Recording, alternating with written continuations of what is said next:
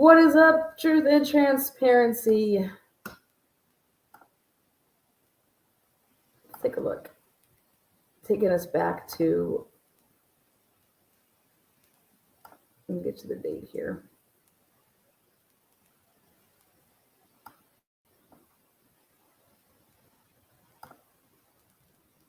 March 20th, 2023.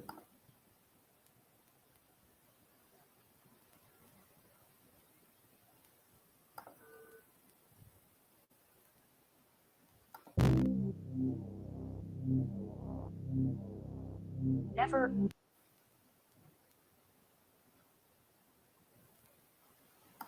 ever emerged from the basement room. Like, she never came upstairs. She left the home and was out.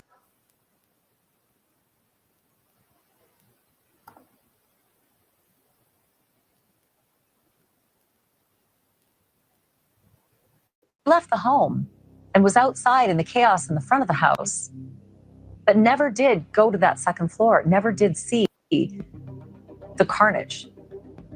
She wasn't part of the discovery of the bodies.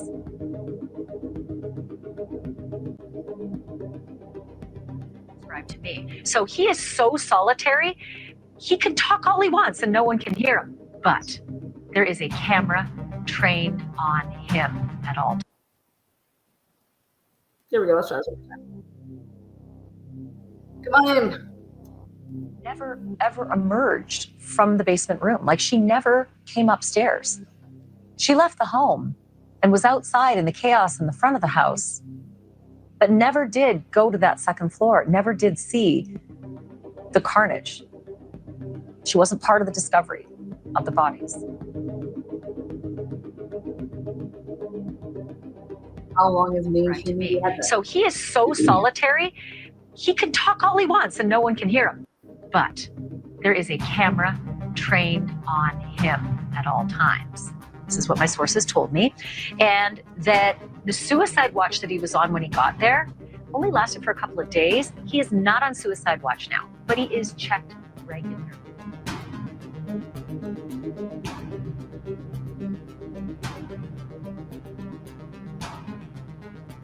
It's a very small school in a cornfield.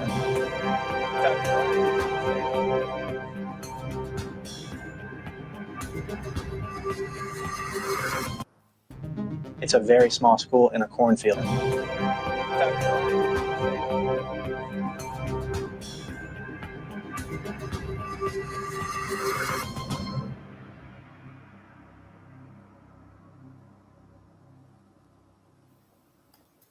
All right, guys, again, good morning. Come on in. Come on in. Come on in. Here we go. So that was back in March of 2023. March of 2023. 2 years ago, I made that little clip. So how long have people been sitting on that 911 call? We're going to talk about it at 2 o'clock, 3 o'clock, whatever time frame I have the next slide for. But you guys are here for this right here. Boom. Here it is.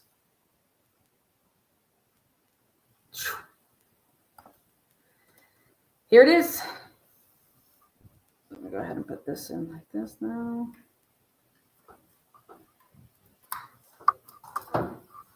Again, welcome.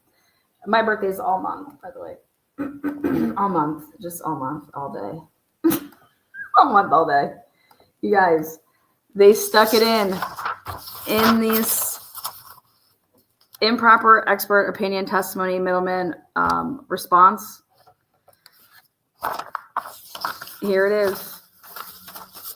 The state is willing to agree and now gives notice to court and counsel that it will only seek to introduce evidence / testimony that law enforcement received a quote unquote tip without mention of the source or substance of the tip, and that law enforcement then followed up and identified the defendant.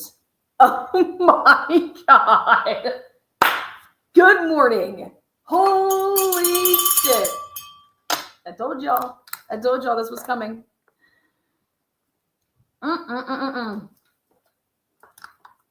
You guys, it's right there in front of your eyes. How in the world, okay? How in the world, if you're a juror, are you going to sit in a chair and hear that we got a tip, we received a tip, law enforcement received a tip, and we then followed up and identified Bryan Kohberger? This is, you think Ann Taylor's like, yep, sure, no problem, nothing, yep, okay. Excuse me? This is how they think that they're just going to, voila!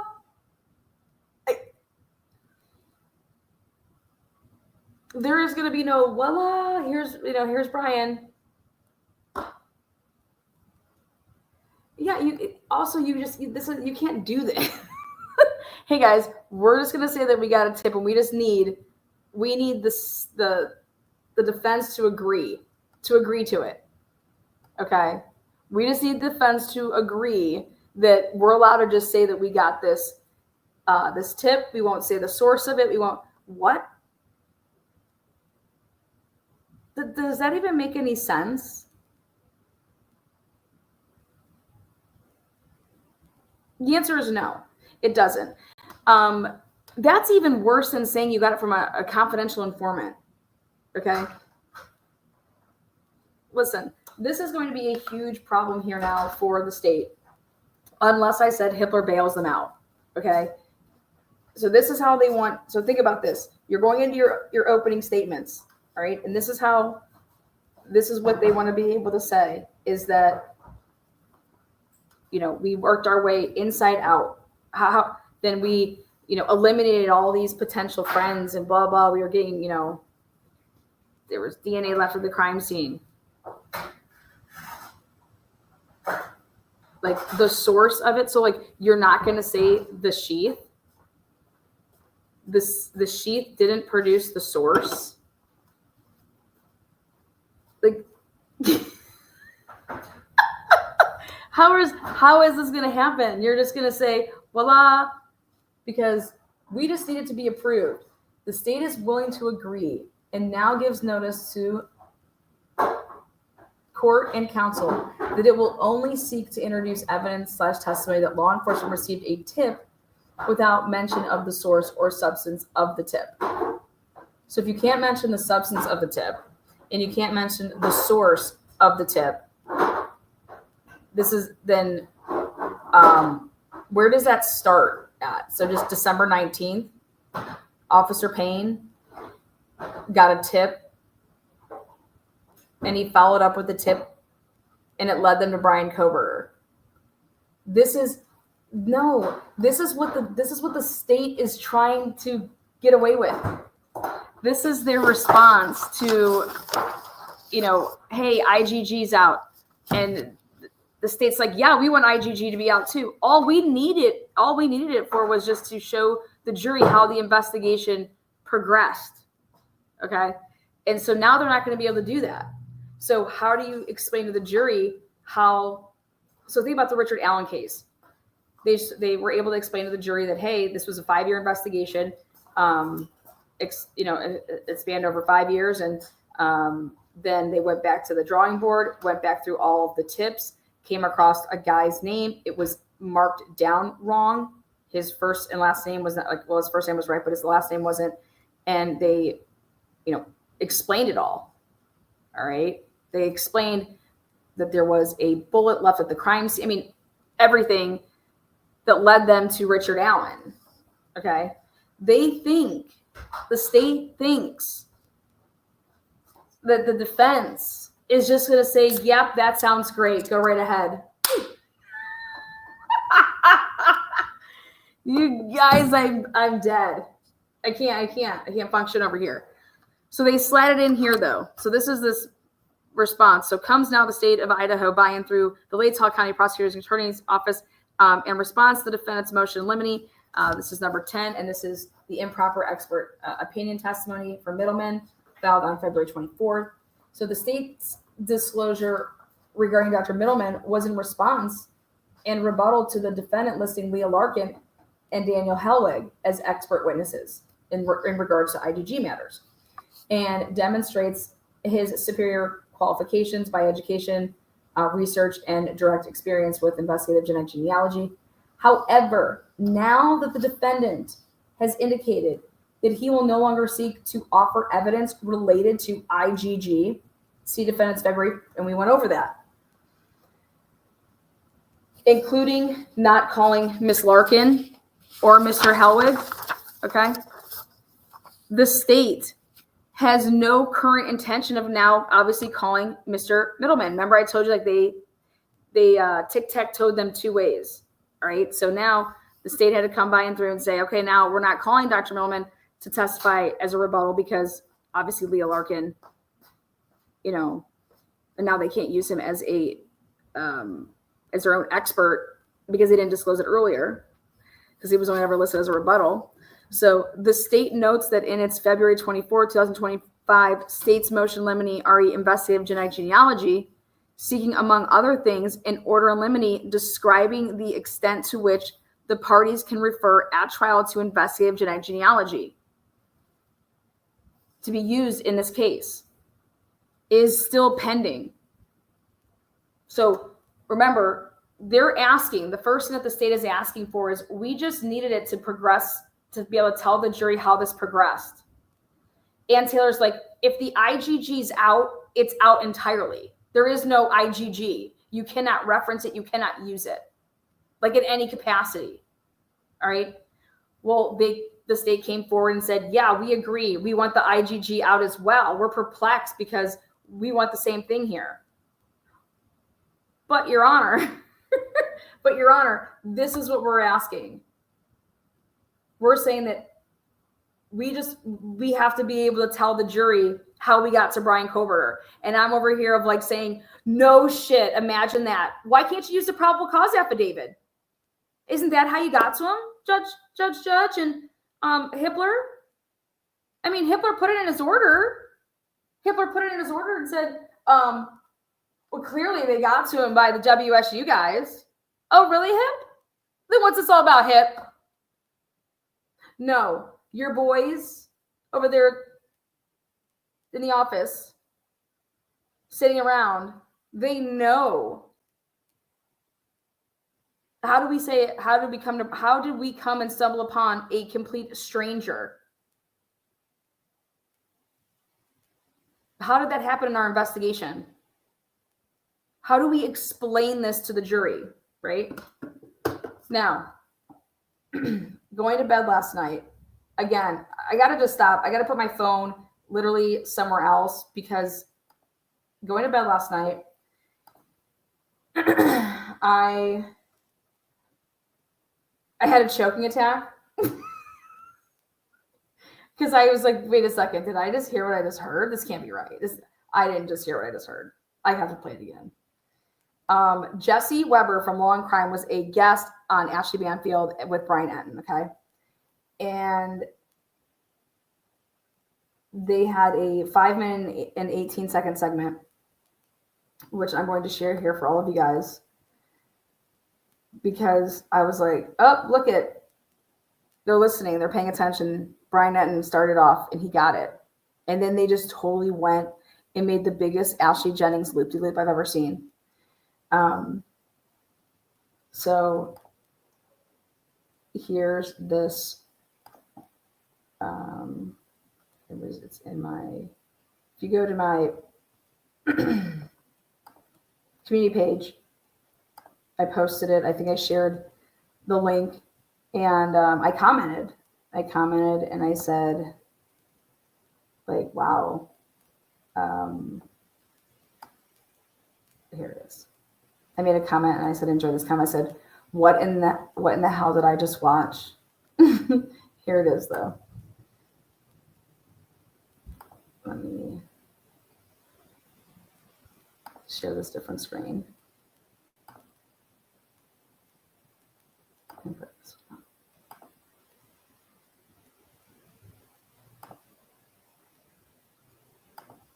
Okay.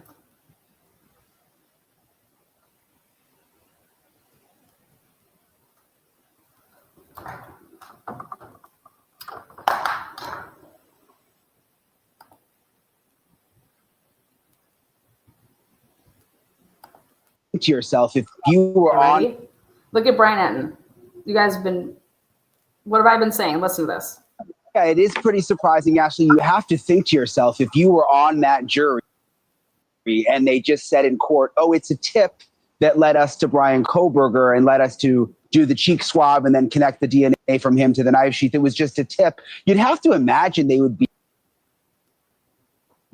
sitting there wondering, well, what tip was it? How did you get to that point? We've now learned they're not going to find out. That's not going to come in during trial. The judge just ruled on that today. It's been a Bryan Kohberger is so wrong here. The judge hasn't ruled on anything, for the record. Okay. I have no idea what he's talking about. None. But the beginning part, that's what I was telling everybody. And I was saying, you guys, listen to this. I put it out last week, maybe the week before. I was like, this generic tip. I said, it's not going to work. It's not going to work. I mean, it's really bad for the state. Okay. a year, more than a year, that there's been so many court hearings and fights back and forth about the investigative genetic genealogy, the defense trying to poke holes in it, saying that it's unfair, saying that it's not scientifically tested, that it's a new technology that they used. I thought it was going to be a big part of their defense at trial. Apparently not. So right here, this is where I want to inform Bryan Kohberger. Apparently not. I don't think he's been following it close enough to understand as to why.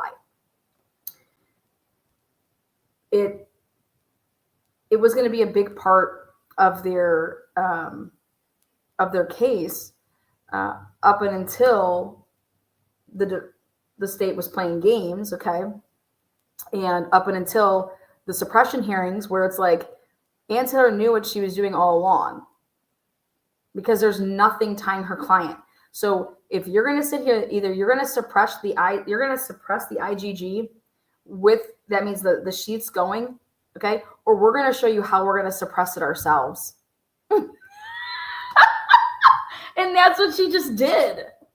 Literally, she just did this, because I just showed you the piece of paper where here the state's saying that we want to just be able to say that we got a tip. We're not going to say where the source or the substance of the tip came from. The source of the tip. Do you understand the source of the tip came from the sheath? You understand that? That's the source of the tip, is technically the sheath. The substance.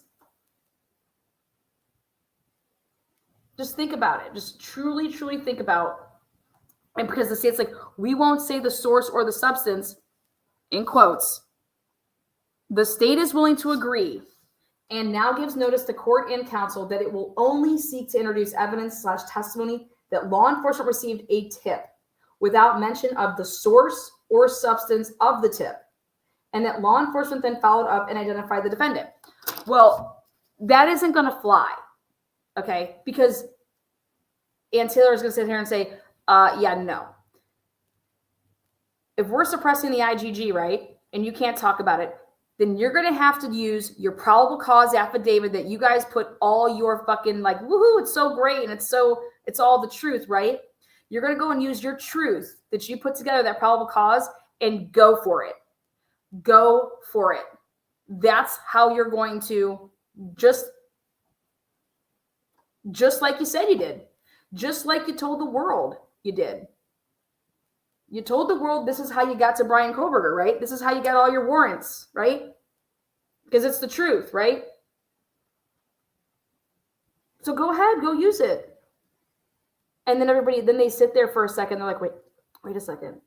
How are we supposed to introduce Bryan Kohberger?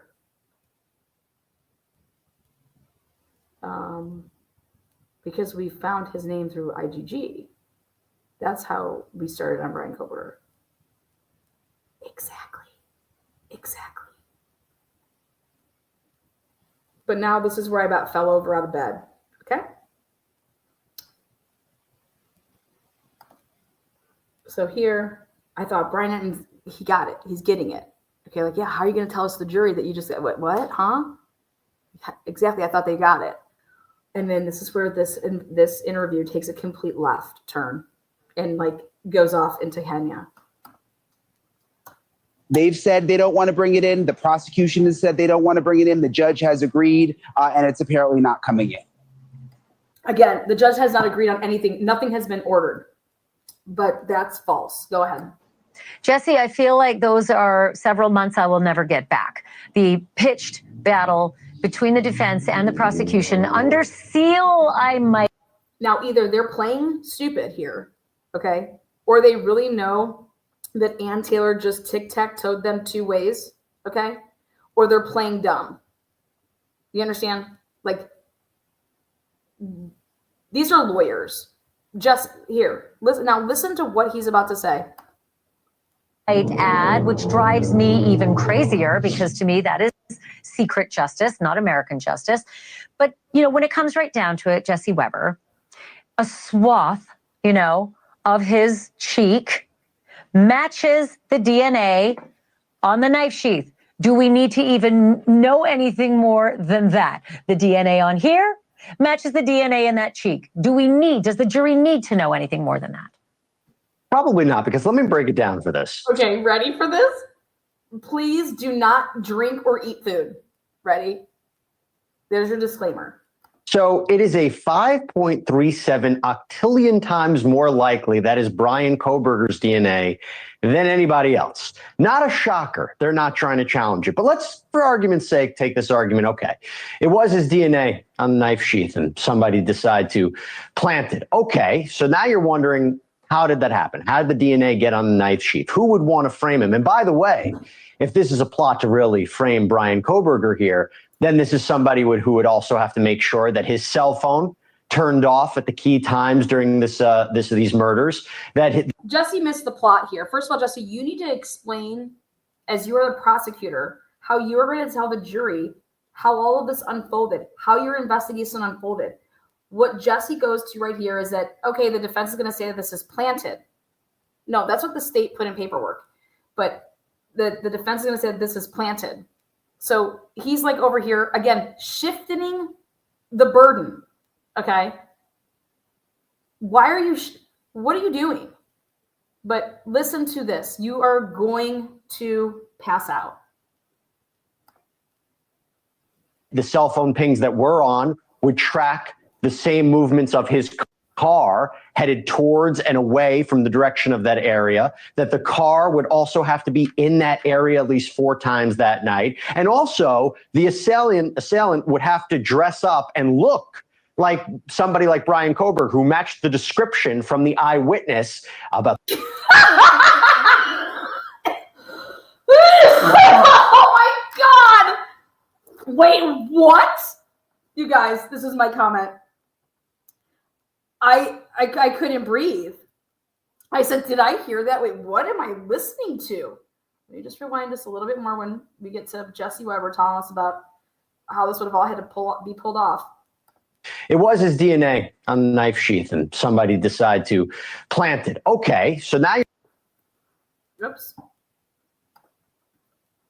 planted. Okay, so now you're wondering, how did that happen? How did the DNA get on the knife sheath? Who would want to frame him? And by the way, if this is a plot to really frame Bryan Kohberger here, then this is somebody who would also have to make sure that his cell phone turned off at the key times during these murders, that the cell phone pings that were on would track the same movements of his car headed towards and away from the direction of that area, that the car would also have to be in that area at least 4 times that night. And also the assailant would have to dress up and look like somebody like Bryan Kohberger, who matched the description from the eyewitness about the bushy eyebrows. So all of these things together would have to be someone framing Bryan Kohberger. And call me crazy, but that seems to be beyond, belief. Now, I'm curious to see where they go with it. This is the prosecution's.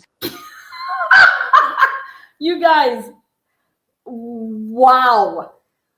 Somebody would have to dress up and look like Bryan Kohberger. That is where I choked on a grape in bed. And I said, what the fuck is going on? There is no description of anybody looking like Bryan Kohberger. There is a description of, and so I wrote it in their chat. I said, I can't believe what I'm listening to right now and watching. Okay. So I wrote it in their chat, in their comment section, because I legit had I wanted to know, like, wait, what? What are you talking about? So I took a picture of it in case they deleted it. I said, wait, did I just hear Jesse say someone would have had to dress up and look like the description of Bryan Kohberger? Jesse, please explain to the viewers and me where anyone described anyone as the intruder. Besides a white male, mask covering entire face with a hole for the mouth, and one bushy eyebrow, a couple inches taller than Dylan. Please bring a sketch artist on the next show, and please show me that sketch. I can't. I just can't. I could not fucking believe this shit. Okay. The question that needs to be asked, where we keep the burden where it needs to be, is how does the state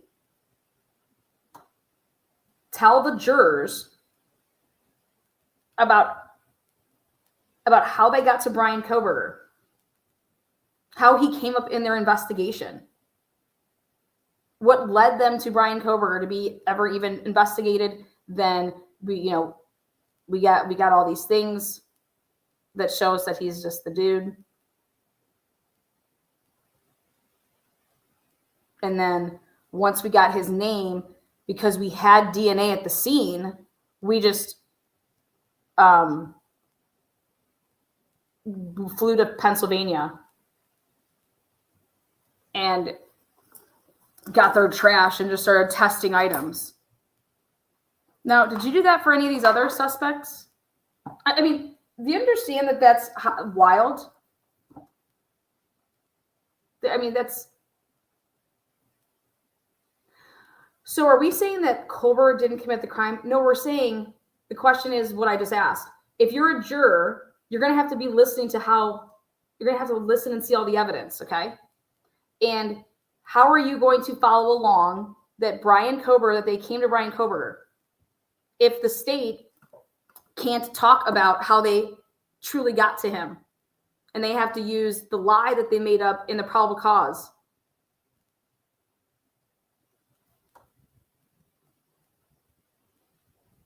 Lana be the first to post this. I already have. It's already out there. I posted it back when I did my Jack Showalter video 3 years ago, however many years it's been. I did a mask and everything was covered except the mask. So the point is,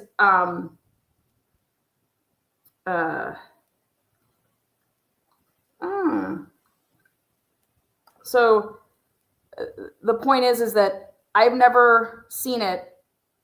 And I was trying to give like a really good example here, which is Richard Allen. How'd you get to Richard Allen? And even though it took them 5 years to get to Richard Allen, they were able to say how they did it and explain that to a jury on how they got to Richard Allen. And then they pull him in for the interviews and all that stuff. But they have a bullet, an unspent bullet that matched his gun, things like that. How they, So we go back to this, and they're going to have to use what? How do you tell the jury that here's this dude, and this is who we arrested, and we arrested them because of what? Oh, well, because his DNA matched the sheath. What? Yep, there was a knife sheath there. There had blood on it. It was mixtures, unknown right now, but we were able to pull touch DNA. And then we tested the touch DNA through IgG. You see what I'm saying? You can't do it like that. It's out. So you can't tell the jury that that's what you did. So you get to back on up then to part one then again. Okay, so let me think. All right, hey jury. We came across Bryan Kohberger. Look at his DNA match. His DNA is at the crime scene. Okay. His DNA is at the crime scene. It was one of the samples that was tested. And okay, when did you do that? Well, it was an unknown sample. So it was an unknown male. Okay. Well, how did you identify the unknown male sample?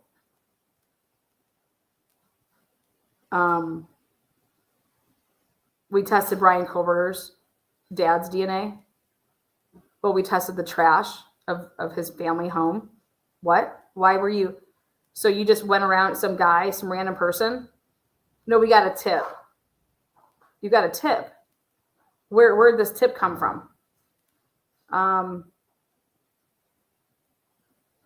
It was just a generic tip. What? Yeah. Oh, so you got like somebody like wrote it in? No. Like an informant? No. When did you get this tip?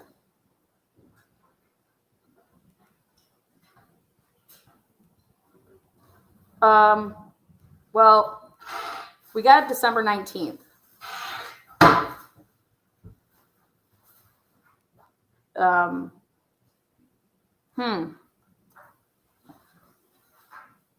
So then, let me go back to over here and show you this again.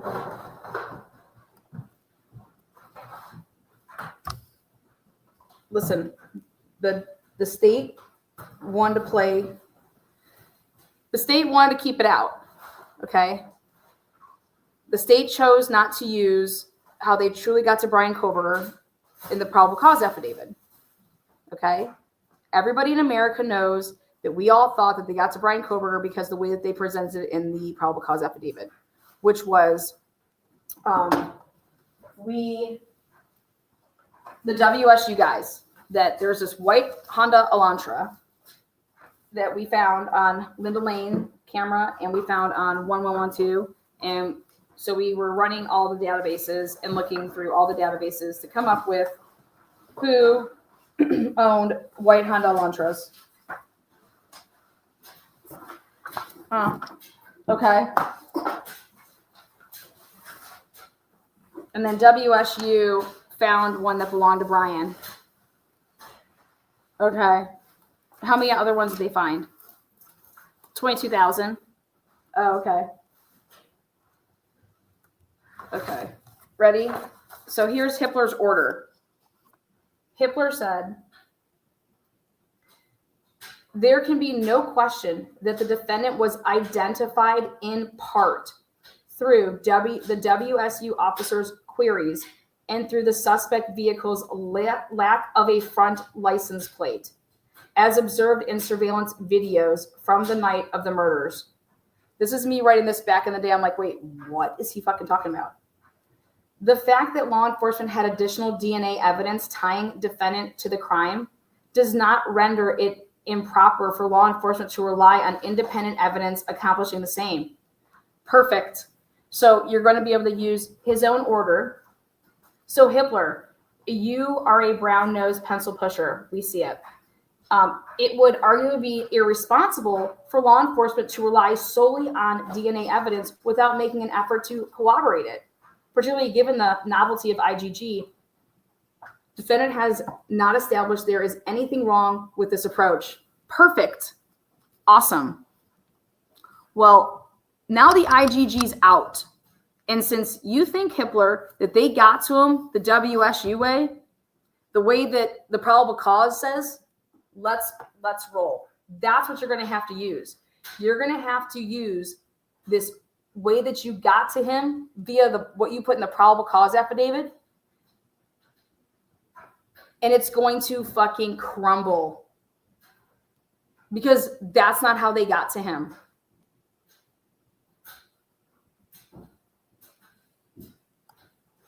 You like that?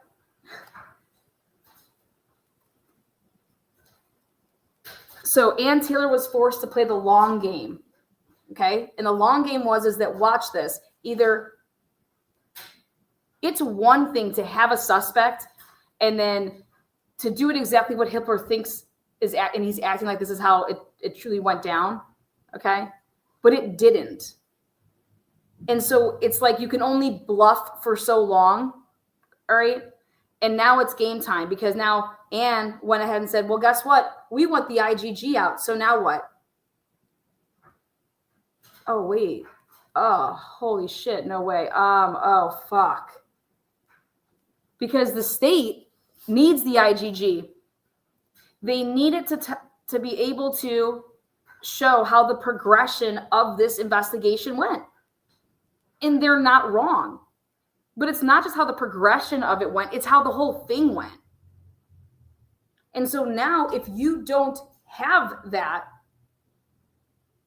and what the state thinks that they're going to do and rely on is to say, wait a second, yeah, we're not going to talk about the IGG. Your guys aren't going to talk about the IGG.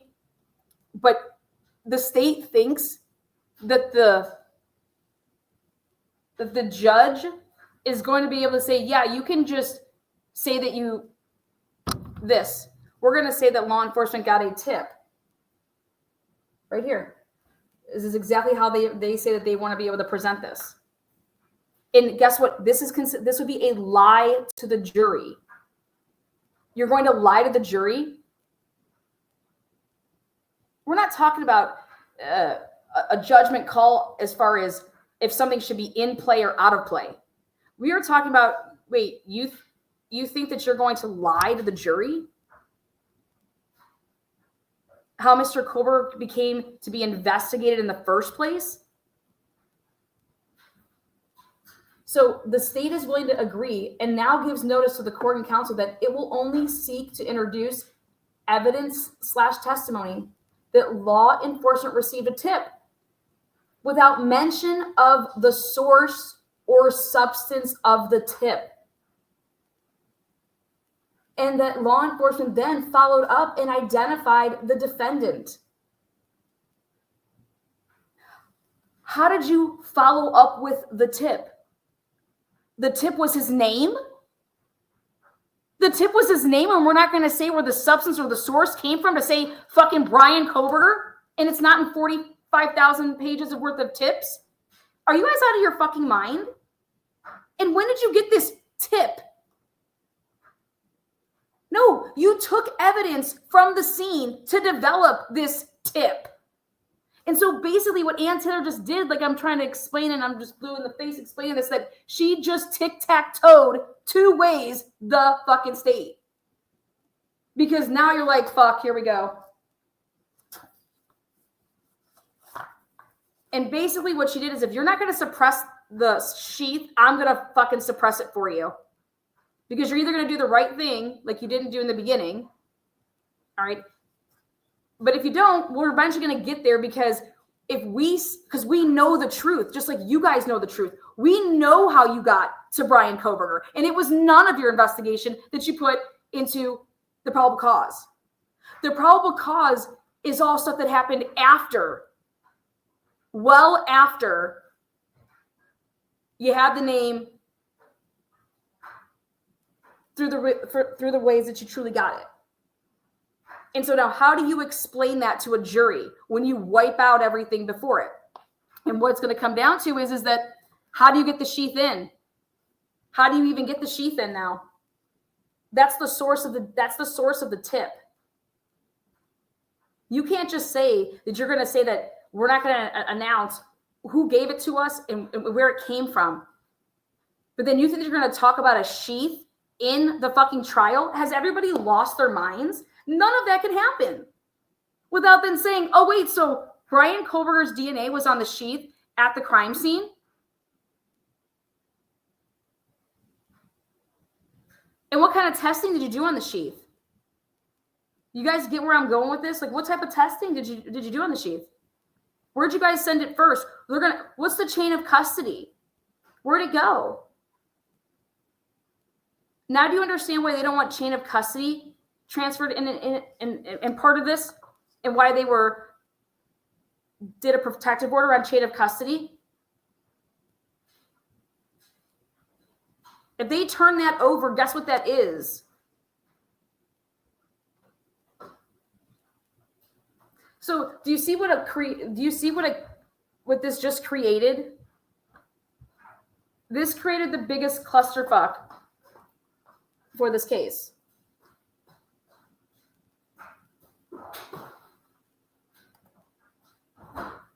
You're the best there, and will ever. Oh, thank you so much. Yes, but the sheath will come in because Hitler is in their pocket. Then this will be in appeals forever.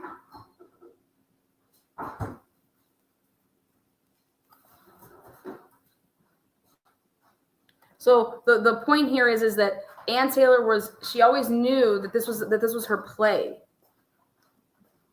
And how she knew that she could use this as her play is because she has veterans on her team that have been here before.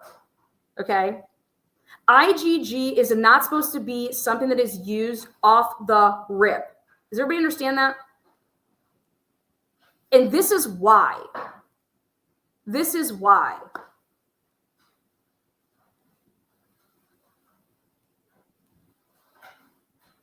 Because in a case like this, it's the only thing that led you to him. And if that goes completely out of the equation, which now you have the state and the defense in agreement of, because the state doesn't want to get in trouble for their Brady violation, all right? So they're agreeing that, yeah, we actually agree with what the defense wants, because they don't want any part of the whole Brady, because that would get the fucker dismissed. So they're over here like, yeah, we're cool with it. Yep. But we just want to be able to, but here can we just use some source of it just to say like, this is how the case progressed. And no, you can't have it that way, because then it brings it all into play. And they've created a huge, huge mess. And it's not a mess for the defense. This is a huge mess for the state. And if Bryan Kohberger is guilty and he's the one,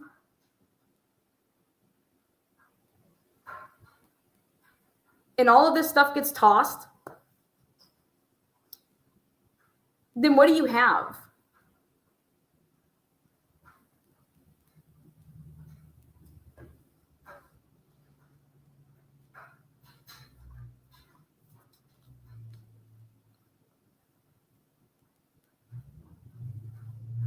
The sheath is going to have to be tossed. There's just no way around it. I'm predicting it right here for you. Then this is but they're over here just thinking, well, no, we're not going to use the IGG. Well, so you think that we're going to go into a trial and that you're going to have experts that we're going to be able to talk about the chain of custody of this sheath and not talk about how the sheath and what it was used for? You think that we're going to do that in a crime like this?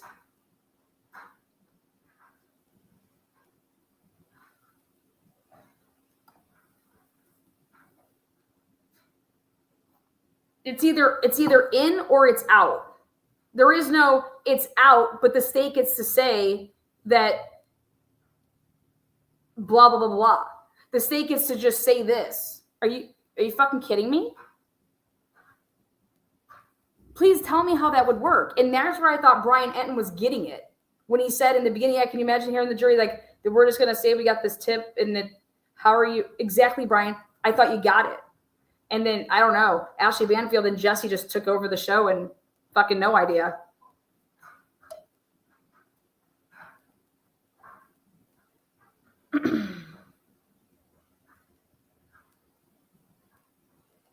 I wanted to know so bad why nobody could know about the raw data, why nobody could know about the chain of custody.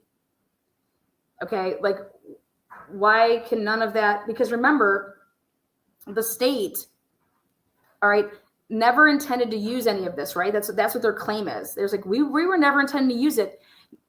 Now we know that you're a liar because your last motion proves that you're a liar. You always intended to use it. You always intended to use it. That's a lie.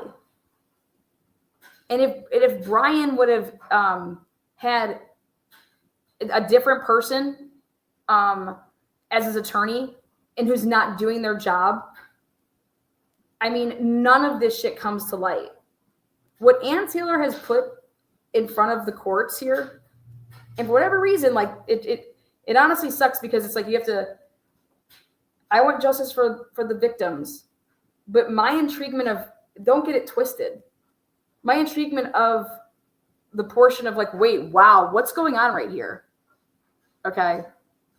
It has nothing to do with, oh, I want somebody to get away with murder. That has nothing to do with anything. That's actually that's illogical, and that's just ignorance.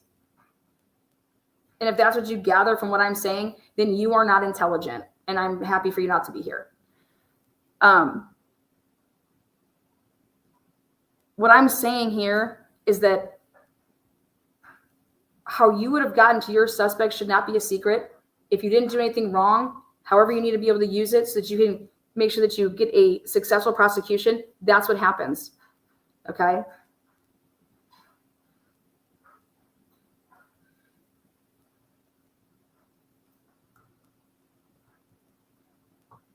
But to sit here and say that this is a slam dunk because there is trace DNA on a sheath that's in a fucking house where for 9 hours, nobody did dick to go get help, and you don't think that something could have been planted, and I'm not talking law enforcement. I'm talking about the situation.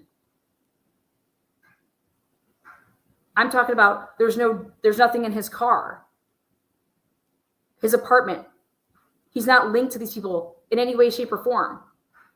So all this evidence, okay, you wouldn't be over here crying about how you need to get this tip in to be able to even mention the name Bryan Kohberger if there's all this shit. And Ashley Banfield would say, well, what does any of this matter? The DNA matches him. And it's like, Ashley, aren't you a lawyer? You know damn well it matters, because go ahead and fucking do your case, girl. Do your case, girl. Because now let's talk about the unknown blood that's at the crime scene. Nobody wants to talk about that.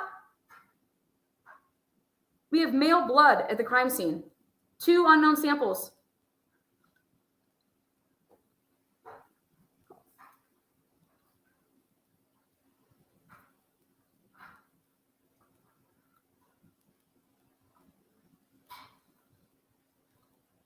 It's outgoing postal jurors need to know that too. Going postal, everyone's just going postal. Yeah, the fingernail scrapings as well. I'm just saying, like, it's like, whoa, how does the state, ladies and gentlemen of the jury, in their opening statements, they narrate everything. You understand that? They have to give their narrative of how everything happened. Okay? So great, they're going to give their narrative about how everything happened. How did you get to Bryan Kohberger? That's what the start of every trial is about. You bring in the investigators and you do the crime scene, and then they talk about all the stuff that was gathered, and then you bring in the lab people and they talk about everything that was tested, okay, and what came back from those tests, okay? And then you go back to then the investigator role with like the lead investigator that they're doing and who they're interviewing and what they came across, and then you have your fact witnesses, and you have, like your roommate type people.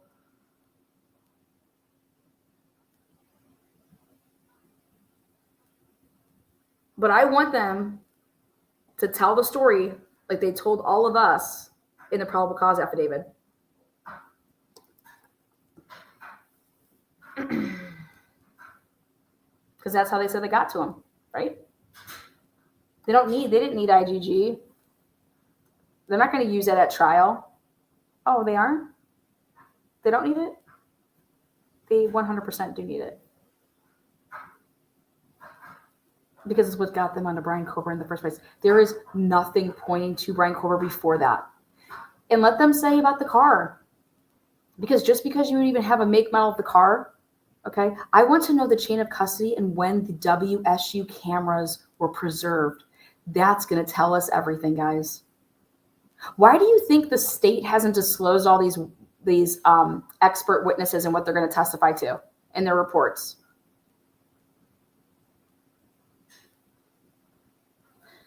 When was the WSU cameras preserved? Because if you didn't know who Bryan Kohberger was until December 19th, okay, did somebody call and say, hey, we want to Yeah, I'm going to need a bunch of cameras in the WSU area. So can I go ahead and get these right now before a month's up?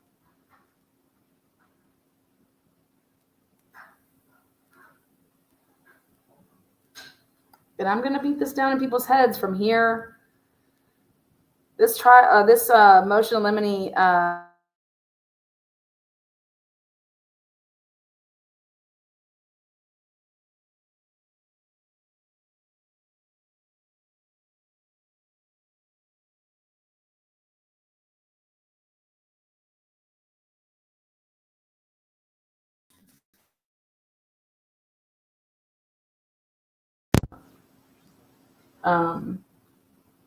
thank you for that. Thank you.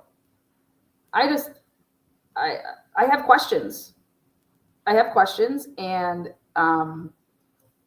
think everybody should have questions. I watch mainstream media and the stuff that they're talking about here, that in order to frame Bryan Kohberger, somebody would have had to do all these things that Jesse just listed. And I'm like, excuse me? Wait, what? Somebody would have to shut off their phone at the same time that he did? Wait, what? What are you talking about? That's not how, that has nothing to do with anything, because all these other people's phones are on during that time in present. So that doesn't make any sense. Like, that is just, these are illogical arguments. And that's where I have to ask myself, do they just lack the knowledge of the case? Are they saying this stuff on purpose because, again, they have to spin a narrative? Okay. But like, what they're saying is not accurate. So I just want to know the why on that. Like, is it because you don't know the case? Is you don't know what's going on? Why have you guys heard yet mainstream media talk about this huge Brady violation? Has anybody heard about that yet? Has mainstream media put out that the defense calling out the state, has that come out yet? The answer is no.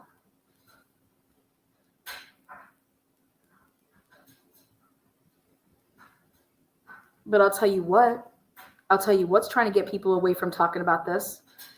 Let's talk about the 911 call. That's what the big thing right now is. Get people over here talking about this 911 call and not talking about this.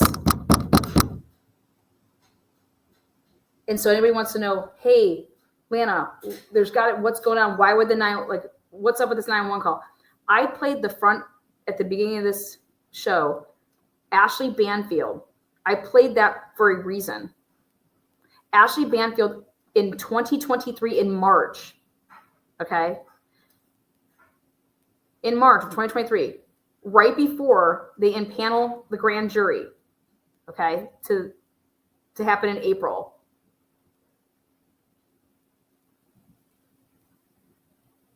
End of April.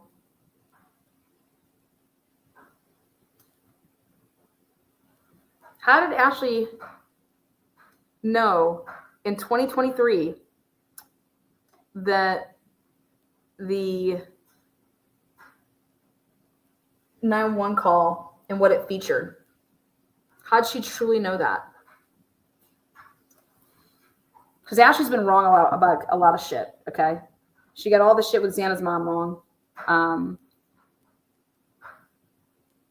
Ashley had a source with this 911 call.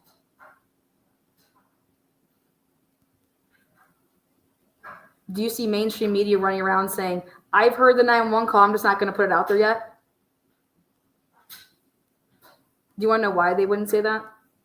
Because they would never admit to violating a protective order, which we'll talk about here this afternoon.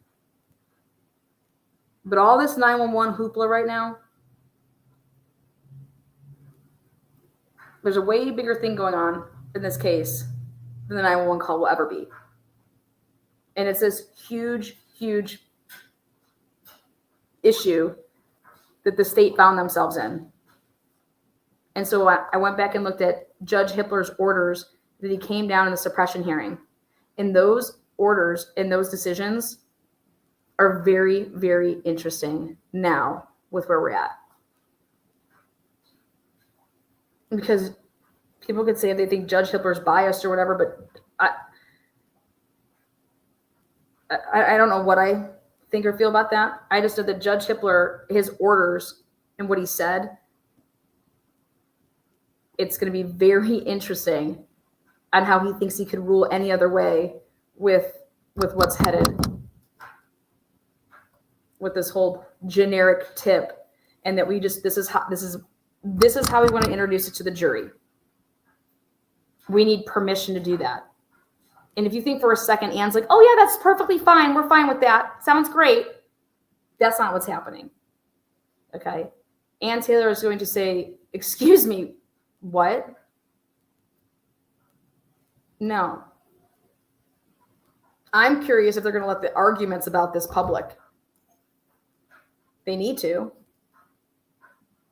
But the state cannot go and present this case and say to the jury, and Bryan Kohberger be able to defend himself against it. Do you understand? He cannot defend himself against what didn't happen. That is illogical. For the state to even ask this is fucking illogical to me. You want me to defend myself against something that never happened? You guys understand that? This isn't the truth. You want to lie to the jury? It's one thing to suppress something. It's a completely other thing to go out and lie to the jury. This is flat out insanity. That the state is saying, hey, Judge Hippler, we are willing to agree, and now we're going to give you the notice and give counsel notice that we're only seeking to introduce evidence and testimony that law enforcement received a tip, okay? Without any mention of the source or substance of the tip. That we just got a tip and that law enforcement then followed up and identified the defendant. That is not true. That is not the truth. You're not able to suppress that. But have this.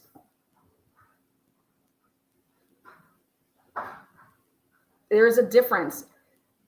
I've never seen it before ever in my life that, yes, motion limine, it keeps things out, okay? But I've never heard in my life of putting something in a trial that did not occur. That did not occur.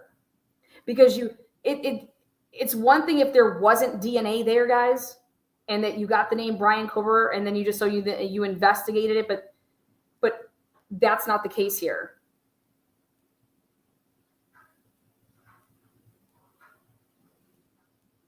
You cannot, suppress all you want, but this would be lying to the jury. And then how does Bryan Kohberger truly, you want me to defend against something that didn't happen in this case? Are we out of our minds? No, how you guys got to me is how I'm going to defend myself. I'm going to defend myself against the evidence. I'm going to defend myself, but I'm supposed to defend myself against a lie?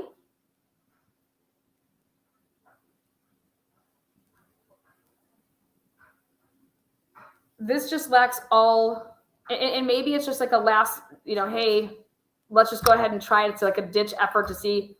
But think about this. If it doesn't, so like, let's play the Jessies of the world. Hypothetically speaking, judge says, listen, IgG is out all around. So the IgG is not coming into play. Well, Your Honor, what does that mean? Because that has really, like, the sheath.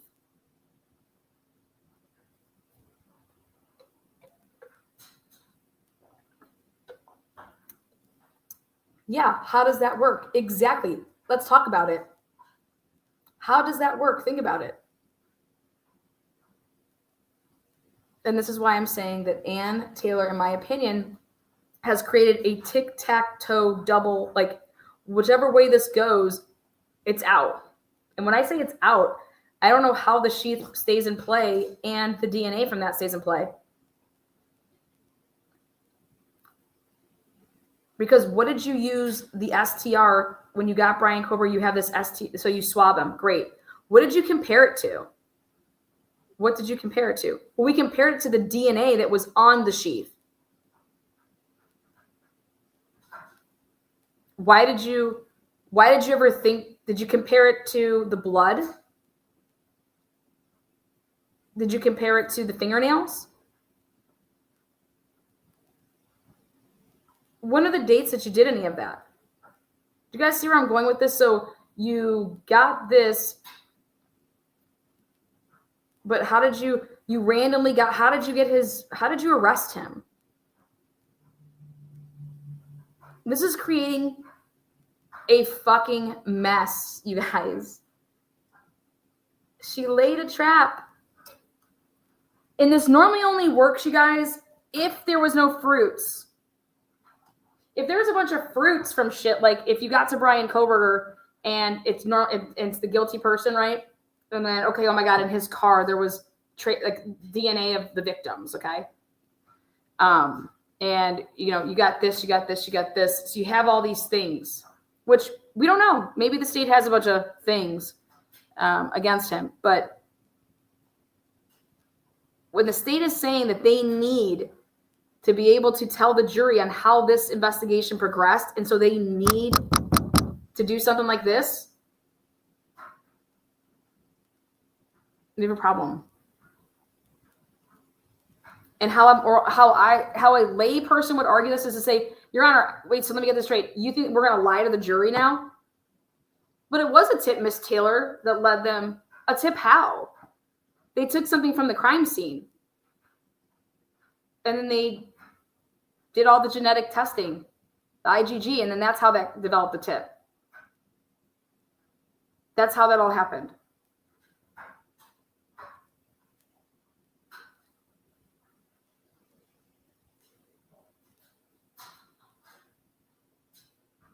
Well, yeah, Your Honor, how do we know that the DNA actually came from the sheath?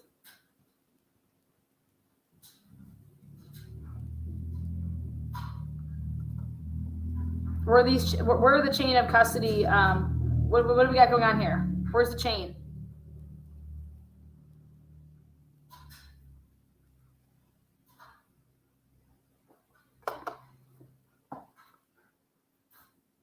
I just want to hear this argument so bad because it just, to me, it's illogical. To me, it's illogical.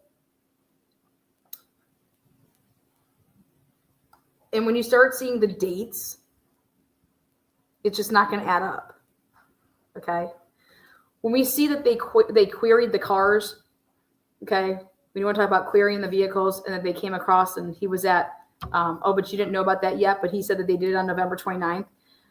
But what if it comes across, these were just queries. So when we ran it, it was, you know, we just had the list. Okay, so if there's no reports, did you guys have a report? Because you went to like this person that owned a Elantra. Then you would go to and see this person. Did you guys start interviewing people? Like, what did you do? Like when you would come across Bryan Kohberger, if you would have done it that way, well, weren't you guys trying to talk to people? So did you go in and interview him? No, we just went and got his parents' trash. What? You understand that? That's so you didn't go and interview him? No. He had already left for spring break or for winter break. Okay. So did you just wait till he got back from school or, well, no, this is a quadruple homicide. Okay. So you guys went all the way to Pennsylvania. And so you have this whole list of, let's say 40 or 400 other Elantras. Were you sending people out and going to their homes and picking up their parents' trash? You understand? Why did you need to go and get Bryan Kohberger's family's trash so bad? Because the tip that he was the DNA on the sheath. You guys get it? Come on, all those lurkers out there. I'm doing the thinking for you. Is that right? This shit's blowing up. Like literally bombs are just going off. Idaho State Police just inadvertently didn't upload the standard operating protocols.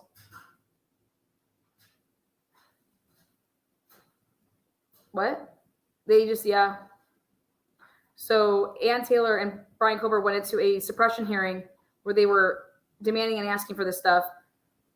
Latah County Prosecutor's Office had it. Idaho State Police had it, but they just uploaded it, but didn't have any substance with the upload, and it was inadvertently done like that. Then inadvertently, the prosecutors, you know, they do their shimmy sham, same thing. And we then have no way to incorporate that into the suppression hearing, at the suppression hearings. And now because of it, they put in for Brady, Youngblood, they made all this case law. And the conclusion is that, well, wait, the defense is looking to get the IGG. They're like, we want the IGG suppressed now. And neither side can use it. And the state's over here like, well, we're perplexed because that's what we want too. We've been saying that. We've been saying that since day one, that we weren't going to use it. And it's like, okay. And now here they come creep back up. Wait, but Judge Hippler, actually, we kind of need it. Or you're going to have to let us just say that we got to Bryan and not, you know, in just some generic way.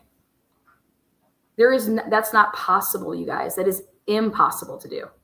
So that means that the state was lying from jump. As I knew, they were going to have to use the IGG to say that they got to Bryan Kohberger because that's truly how they got to him. There's no other way that they got to him. Like, that's it. That's why when you listen to Gabrielle Vargas, when she was talking about, listen, there's ways that you do this, and there's ways that you don't do this. And this is never usually a thing that you go and do first. But more importantly, we would never, if we did IGG, hey, here's the people that we think it could be. You go out and you get their DNA. You have to see them. It's firsthand witnessing, like, that person's cigarette. You get that, and that's what we tested against. Go out and grabbing somebody's trash that you have no idea whose shit is in there. That is not how you do it at all. At all.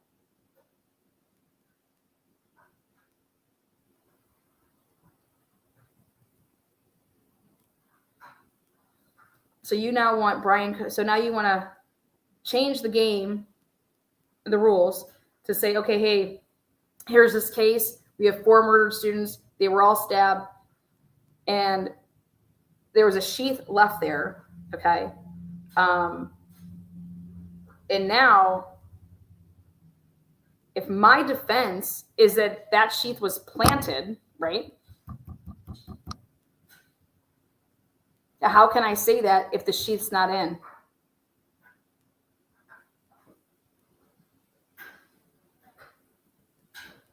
I can't, right?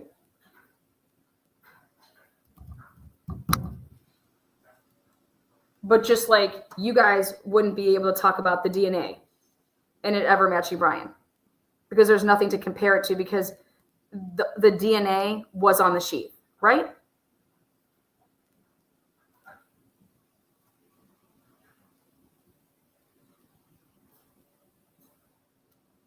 So let's take the sheath out.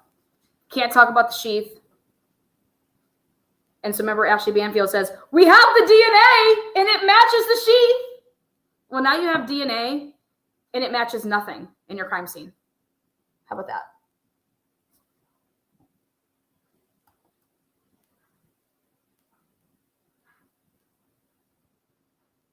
Do you understand how that would work?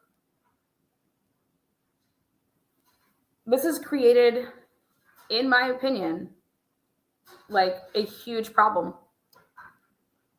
A huge problem. Because if you take the sheath out, why should anybody be up in arms? Bryan Kohberger is so guilty. You have all this shit against him. Go do it.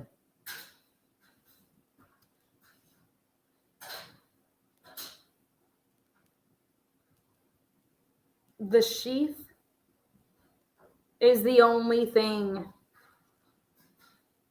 Because take the sheath out. Again, how are you going to say how you got to Bryan Kohberger? And this goes back to Truth and Transparency's asked since day one, how did you get to Bryan Kohberger? After I read the probable cause affidavit, I said, how did they get to Bryan Kohberger? Wait, what? What? I said, wow. They got to Bryan Kohberger on November 29th, the way that it would seem, the probable cause, okay, because of the WSU people. But yet then they put a be on the lookout on December 7th to the public. They did one internally on November 25th. But then once you would have identified him on November 29th, you put one out publicly to do what? Did you do that to saturate your tip line for us? Do you see how none of this works, you guys? And do you remember how Ann Taylor said, timeline matters, Your Honor, over and over? Because it does.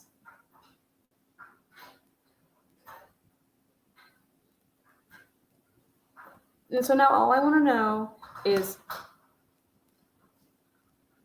if IGG is out across the board, like in every capacity, then how is the sheath not out? How can you reference the sheath without referencing IGG?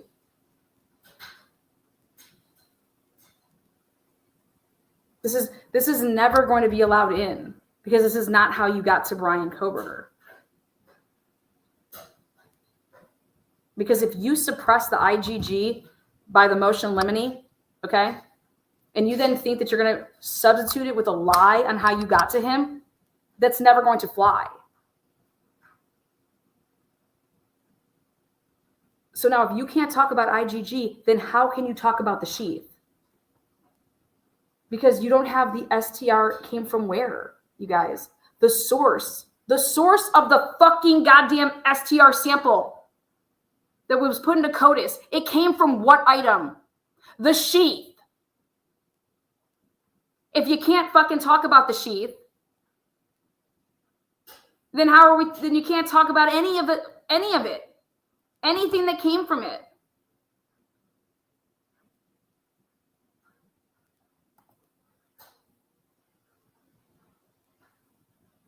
In my opinion, Ann Taylor has tic-tac-toed two ways.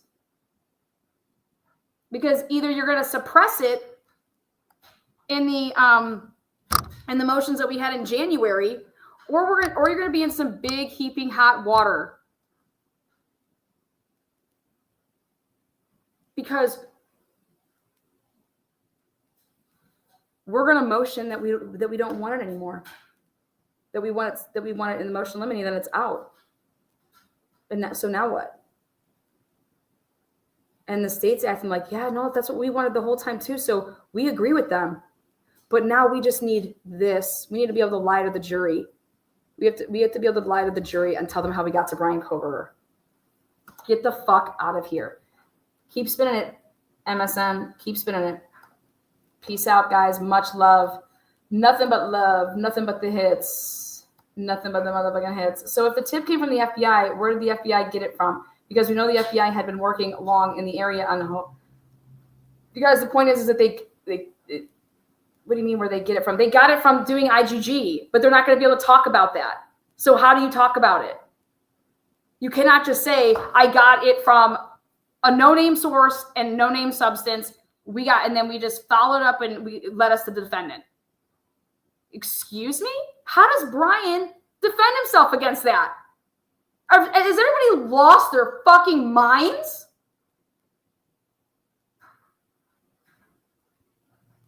It's absurd. It's wrong, and it's not going to happen.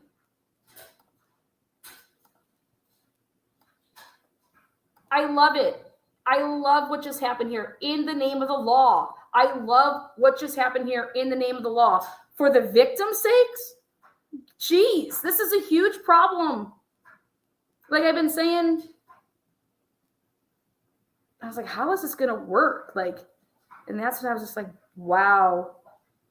Ann Taylor's either going to toe tag him in the beginning, but if people continue to lie, then we're going to get him. It's going to be the long ball game, you know? And so then you're going to go into a trial where you're going to have someone like Payne and Mowry who can't say and give answers now because they didn't know anything. They didn't possess the knowledge. back during the suppression hearings. Remember this whole group effort thing? It's eventually going to catch up. And here, it's going to be at the trial. Because who is testifying to any personal knowledge of doing anything and what they did, and that their report matches what they did?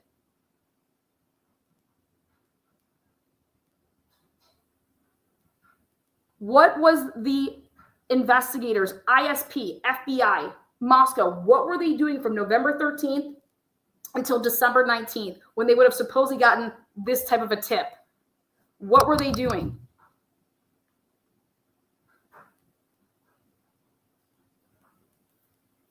These alternative suspects, how did you rule them out?